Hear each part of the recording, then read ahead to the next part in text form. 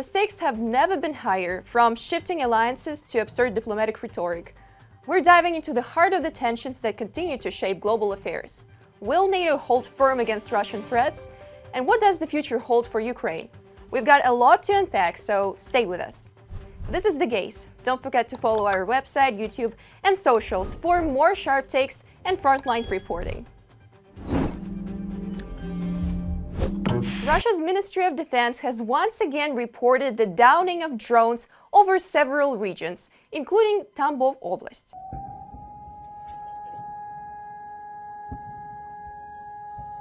Hint: the ammunition depot is on fire. The ammunition is exploding. See, they're just going off in flashes. This is fucked up. Look, holy shit. The factory, look, it's like it's on fire. Oh, it's not the SAC, it's the sector. It's the factory. Dom, just look at what's going on there. We're screwed. Huh? 10 kids. In the city of Kotovsk, a gunpowder plant was hit. This is one of Russia's largest facilities producing ammunition and gunpowder for small arms. Since the start of Russia's full-scale invasion of Ukraine, the plant has increased its output by 1/3. It has been under international sanctions since March 2023. There isn't a single news episode these days without the word drones. And now it means much more than just a word. The security service of Ukraine strikes and will continue to strike the enemy even where they believe themselves to be untouchable. We are working to surprise them with new operations just as painful as Operation Spiderweb. In full accordance with the laws and customs of war, we targeted entirely legitimate military objectives, air bases and aircraft used to bomb our peaceful cities. What we are doing is real demilitarization of the Russian Federation. Vasyl Maluk, Lieutenant General, head of the Security Service of Ukraine. It was on the 10th of June 2022 that a new era began on the battlefield. Exactly 3 years ago today, pilots from Signum became the first in Ukraine to successfully use FPV drone in combat. It was 2022, the full-scale war was only beginning to escalate. At that time, there was no widespread use of FPV drones, and most people couldn't imagine a drone being used as a weapon. Today, we're operating FPV drones via fiber optic links and even using them to take down aerial targets that Russia uses to attack civilians and attempts to erase Ukrainian culture. Do these sound like legitimate military targets? Since the beginning of the full-scale invasion, Russia has destroyed or damaged 670 churches and prayer houses, killed 60 clergy members from various churches and religious organizations, and many priests and pastors have been illegally arrested and held captive by Russia. These are not the only values that Russia is taking from us. Russians have stolen over 1.7 million items of Ukrainian cultural heritage from the occupied territories. The issue of museum expropriation in Russia is overseen by Sergei Naryshkin, the director of their Foreign Intelligence Service.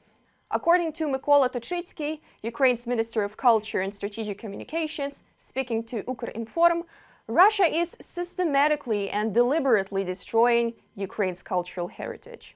In earlier times, when Russians appropriated our name and our history, they would remove cultural artifacts and transfer them to institutions like the Hermitage or museums in Moscow. Today, they are actively trafficking these items on the black market.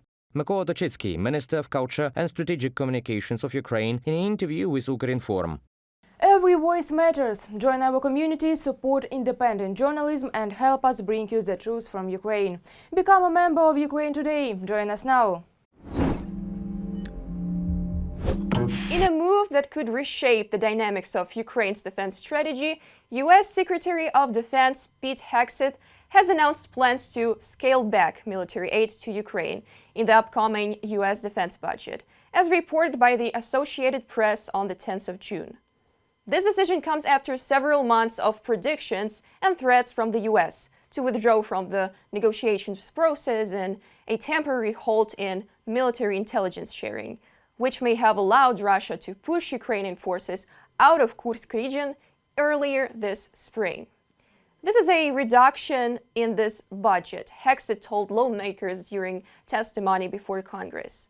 This administration views the conflict differently. We believe a negotiated peace is in the best interests of both parties and aligns with America's national interests.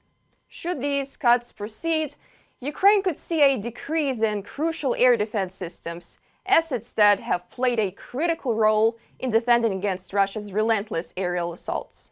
This is a reduction in this budget. This administration has a completely different view of this conflict. We believe that a peaceful settlement through negotiations is in the best interests of both sides and in the interest of our country. Pete Hexet, U.S. Secretary of Defense, during a speech to the U.S. Congress. Since Russia's full-scale invasion in February of 2022, the U.S. has provided over $66 billion in support to Ukraine. However, with the looming restrictions on future aid supplies and weapon purchases, Ukraine's air defense could weaken, improving Russia's missile strike capabilities, which, ironically, may contain American components. And worst-case scenario, the U.S. could even push the kill switch on Patriot air defense systems, so crucial for Ukraine. The United States should continue supporting Ukraine rather than abandon it. That's what Congresswoman Marcy Kaptur emphasized during a congressional hearing on Tuesday, according to a post on her official X account. Ukraine has been at war for over 10 years. What they have done with drones is impressive, and it will change the course of the war. We must help freedom prevail. This is the most important test of freedom for NATO allies in my lifetime. And we had better help them win, Marcy Kaptur, U.S. Congresswoman. During hearings in the U.S. Congress, Congresswoman Marcy Kaptur strongly voiced her stance, underscoring the importance of continued support for Ukraine. She urged U.S. Defense Secretary Pete Hexet to ensure that the U.S. remains committed to Ukraine, rather than stepping back from the support Ukraine so desperately needs. We must help freedom prevail, Kaptur remarked, adding that Ukraine's survival is not only vital for the nation, but also for the entire free world. Her comments stood in stark contrast to those of Secretary Hexet, who earlier confirmed the administration's plans to reduce military aid to Ukraine. This represents a shift from the priorities set during Biden's presidency, when Ukraine's defense and NATO accession were at the forefront of the U.S. foreign policy.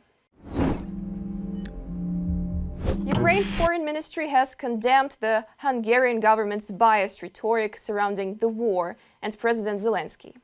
Speaking on the 10th of June, Ministry of Foreign Affairs spokesperson Georgi Tichy criticized Hungary's communications about Ukraine, saying that they have gone off the rails.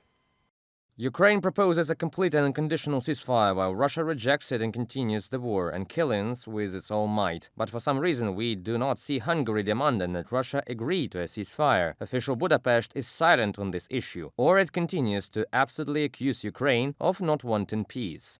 Georgi Tichy, spokesperson for the Ministry of Foreign Affairs of Ukraine, during a press briefing. Tichy also pointed out that Hungary either stays silent when it should take a principled stand or makes baseless accusations when cooperation is necessary. He expressed surprise that even a simple media interview with a Ukrainian official sparked exaggeration and unfair reactions from Budapest. While Kyiv remains open to dialogue and cooperation regarding the rights of Hungary's ethnic minority in Ukraine, Tichy warned that Hungary's strategy on vilifying Ukraine is short-sighted and bound to fail. Tichy's comments come in response to Hungarian Prime Minister Viktor Orban's objection to President Zelensky's interview with a Hungarian outlet. Orban accused Zelensky of interfering in Hungary's internal affairs and supporting the opposition party. Zelensky lashed out at us because Hungarians refused to die for Ukraine. We don't want our children coming home from the front in coffins, and we don't want Hungarian money going to Ukraine. Viktor Orban, Prime Minister of Hungary, in response to Volodymyr Zelensky. Government spokesman Zoltan Kovac labeled Zelensky anti-European and reaffirmed that Hungary would always prioritize its own national interests over Ukraine's, stating, "Let me be clear, Ukraine's EU membership is not one of our national interests, no matter what Zelensky says."